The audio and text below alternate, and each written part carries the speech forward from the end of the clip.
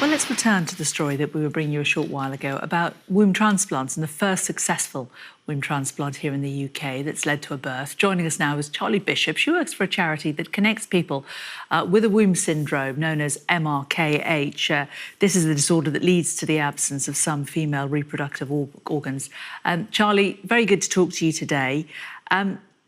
MRKH, you were diagnosed with it at 17. Just tell us a little bit about it, what it meant to get that diagnosis. It must have been pretty tough. Yes, thank you, and good afternoon. Yes, I was diagnosed at 17 with MRKH, which is Mayer-Rokitansky-Kuster-Hauser syndrome.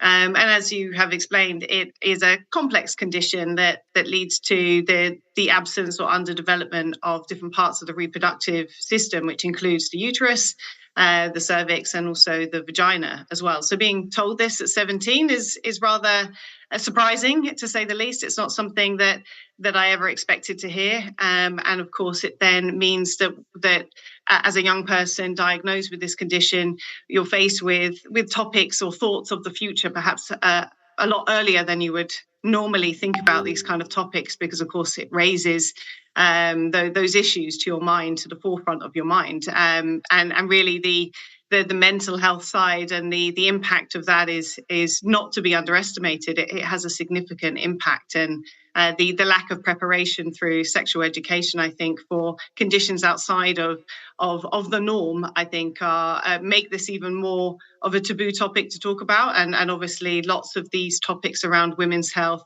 and sexual health in general tend to be very underrepresented in terms of these kind of open discussions and open topics about these kind of conditions.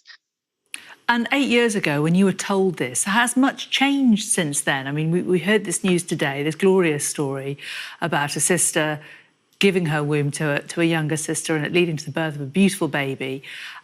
First time in the UK. Does that give hope for women with a condition, or is this something that's actually only going to be available to a very tiny number of them? It's a very good question. Actually, I was diagnosed quite a long time ago for me. I'm 41 now, so it's quite some time ago. And a lot has changed, but also a lot hasn't changed in that time.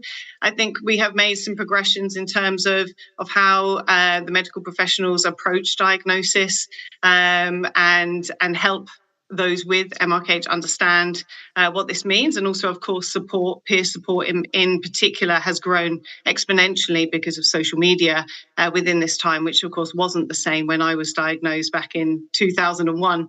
But in terms of the uterus transplant program, I think this is really a scientific leap forward, and we see the value of this from other programs that have happened in, say, the US and Australia, where there have been other successful births of babies through their uterus transplant programs. And I think what makes it even more special in the UK is that it's now happening for the UK community, and therefore an opportunity for some. But as you rightly say, this will likely not be available to everyone. It is not expected, to our knowledge, to be available kind of freely upon the NHS, and therefore it may be challenging to pursue this as a path to parenthood. But at the same time, it is, there's a level of overwhelm for many, excitement and hope, absolutely, because I think this is definitely a scientific advancement that many of us didn't anticipate we would ever get to this point. And so for those within our community who are very keen to pursue a future with children, this is now another route that perhaps may be open to them in the future, and depending on what that looks like. But for others, of course, it's bittersweet.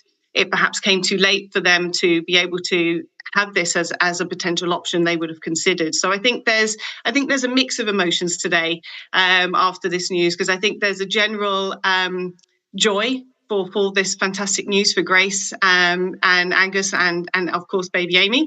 But also there is also it's triggering seeing this news for many in our community, and so I think that hope is also mixed with a little bit of sadness today. But certainly the science is a great leap forward.